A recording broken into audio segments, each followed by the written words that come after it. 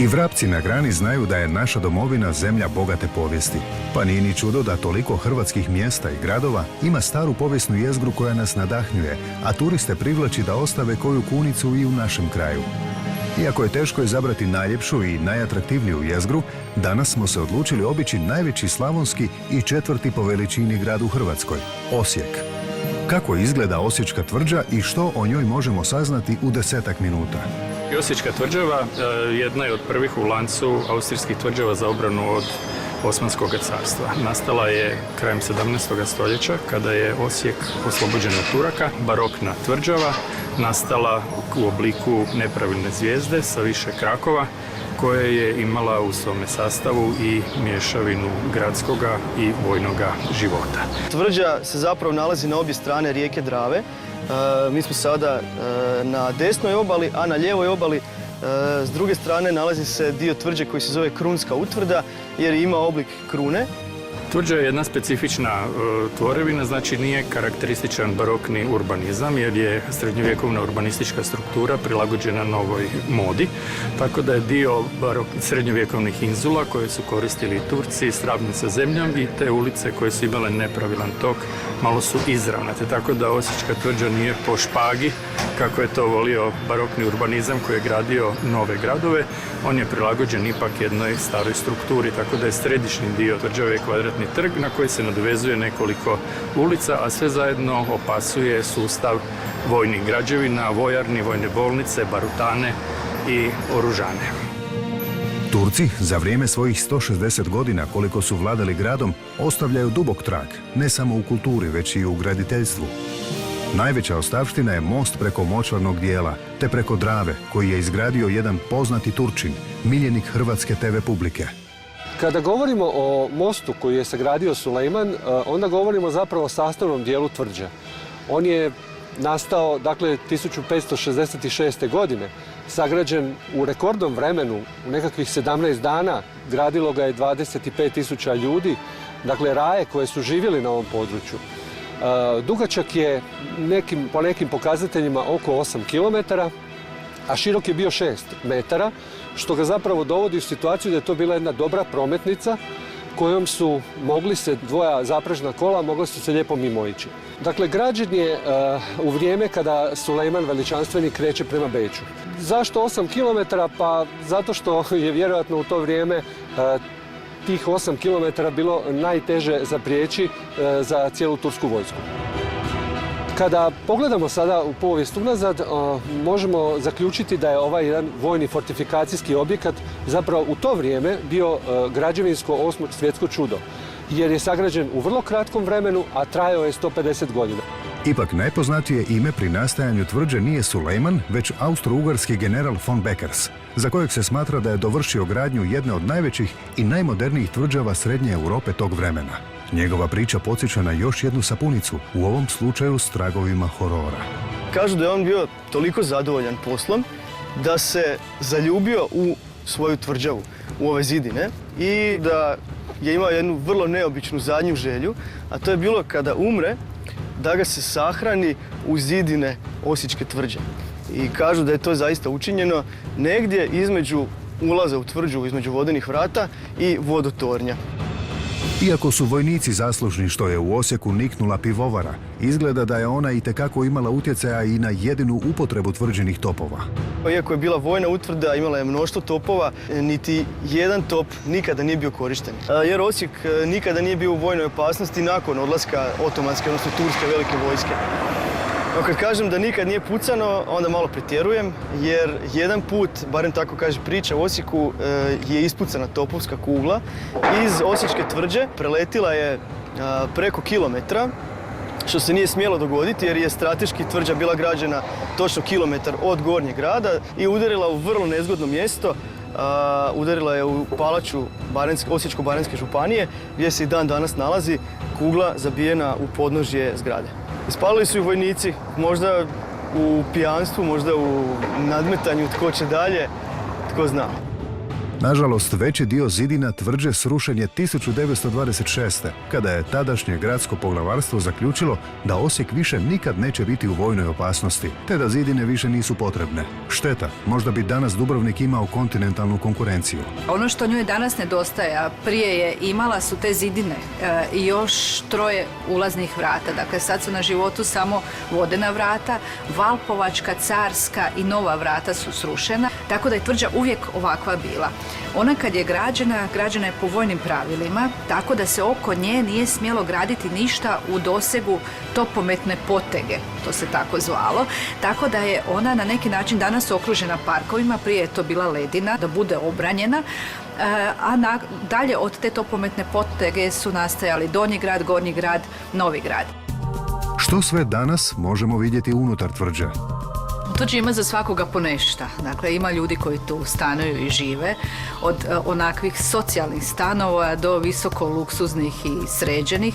Ima nekoliko lijepih malih hotela, ali ima i javnih sadržaja. 2 muzeja, 2 galerije, Hrvatsko društvo likovnih umjetnika, zgrada gradske uprave, nekoliko kafića, srednjih škola, rektorat, sveučilišta, 2 gimnazije, tako da tvrđa živi i danju i noću. Zgrada u kojoj se nalazi arheološki muzej, nekadašnja zgrada glavne straže, dakle građena za vojne potrebe, preuređena i adaptirana za potrebe arheološkog muzeja i arhitekti, ovaj put zagrebački, su radili na njenom uređenju. Ona zaista ima impozantno jedno predvorje, treba ju pogledati. Posebnost Osječke tvrđe je to što su osječki gimnazijalci bili 2 hrvatskih Nobelovaca, Lavoslav Ružička i Vladimir Prelog, koji su obojica dobili Nobelovu nagradu za kemiju. Isto tako se ovdje u Muzeju Slavonije, pred kojim upravo stojimo, koji je jedan od najvećih i najstarijih hrvatskih muzeja, koji u svom fundusu ima gotovo 500.000 predmeta, može pronaći prošlost zgrada od prapovijesti do današnjega dana. Na 3 trga i 15 ulica vidjet ćete kuće bogataša i slavonskih plemića, kao i najvažnije gradske vojne zgrade, od kojih ćete sigurno prepoznati onu s 200 kuna, zgrada glavnog zapovjedništva. Ispred nje se nalazi kip Svetog Trojstva, podignut 1729. od udovice generala Petraša, zapovjednika tvrđe.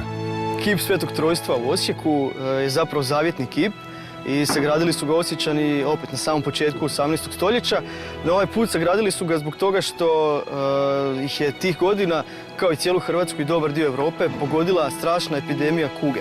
I gotovo pola gradskog stanovništva tada je pomrlo od kuge u Osijeku, a oni koji su preživjeli odlučili su kao zavjet dragom Bogu da se kuga više nikad ne vrati u grad, sagraditi kip Svetom Trojstvu. No lukavi Osječani znali su da Bog pomaže samo kad se malo i sam potrudiš, pa su skovali plan da im kuga više nikada ne pokuca na vrata. Dakle, trebalo se prvo riješiti prijenosnika kuge, štakora.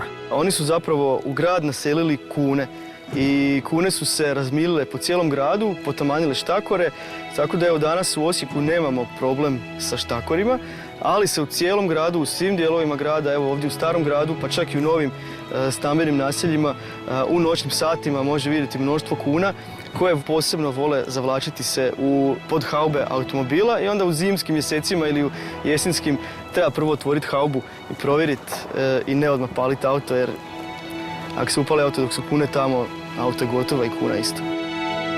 Osijek je prvi od svih gradova u Kraljevini Hrvatske i Slavonije koji je već u 18. stoljeću imao vodovod i kanalizaciju javnog karaktera, a čini se kako je prvi imao i smiješne poreze. Osijek je, interesantno, još početkom 18. stoljeća imao javnu rasvjetu, a zašto imao javnu rasvjetu možemo zahvaliti mnoštvu birtija, odnosno gostionica koji su se i tada nalazile ovdje u tvrđi. Svi oni koji bi izašli u večernjim satima u Osijeku u te birtije, po povratku kućama vjerojatno bi ih presreo pandur i naplatio bi im interesantan porez, interesantnu kaznu koja se zvala bečarina, jer što oni imaju raditi u večernjim satima po gradu, što se imaju bečariti kad fini svijet spava. I od tih bečarina, od te kazne za korištenje zapravo luksuza javne rasvjete, financirala se upravo ta javna rasvjeta. Danas je život bez tvrđe nezamisliv. To bi poželio svaki stari grad, spoj povijesti i starine, te zabave i mladosti. Tvrđa je posebna po tome što se u njoj uvijek ugodno osjećate. Ona je ispisana povijest grada Osijeka, u njoj možete u ugodnom društvu popiti kavu, možete pogledati neku izložbu, možete prošetati uz rijeku Dravu, možete razgledati muzeje i jednostavno uživati i odmoriti se. Mi imamo jedno 3-4 noćna kluba ovdje u Tvrđi i u principu je, kad se kaže izlazak u gradu Osijeku, onda se misli na Tvrđu. Kad dođeš navečer u Tvrđu, ona vrvi od mladih, pogotovo petak, subota, to je puno sve mladih. Djevojke u gradu Osijeku su predrasudama mnogih izvan grada Osijeka debele, jedre i pune, međutim, Osječanke su najljepše u Hrvatskoj. Ako volite neobične izložbe, svakako morate posjetiti muzej školjaka i vodenog svijeta, gdje osim vrijednih morskih školjaka možete pronaći i one iz Panonskog mora, koje je nekada postojalo na ovim prostorima. Imam negdje preko 1 milijun primjeraka školjaka i ostalog morskog svijeta, ovdje samo jedan dio, neki 10%. No Vladimir ima još 20-ak hobija, sakuplja i fotoaparate, etikete sa šibica, razglednice, minerale, lule, a bavi se i filatelijom, numizmatikom i sve to u enormnim količinama. Pa nam se čini da je Osijek na pragu dobivanja jednog zaista unikatnog muzeja. Ideja je napraviti hobistički muzej u kojem bi se bili sadržani svi ovi hobiji. Ima neki 20-ak, 30-ak hobija i to je bio prvi takav muzej u Europi i prvi u svijetu koji bi imao takav način rada. Ma koliko samo toga ima za posjetiti u Osječkoj Tvrđi, red kulture i povijesti, red zanimljivosti i na kraju puno zabave. To je recept po kojem ovo mjesto živi stoljećima. Čak bi se i Turci htjeli vratiti, ali naravno ovoga puta turistički.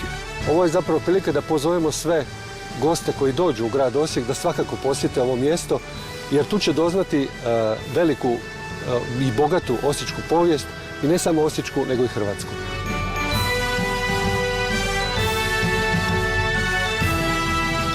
Pripremili Robert Knjaz i prijatelji.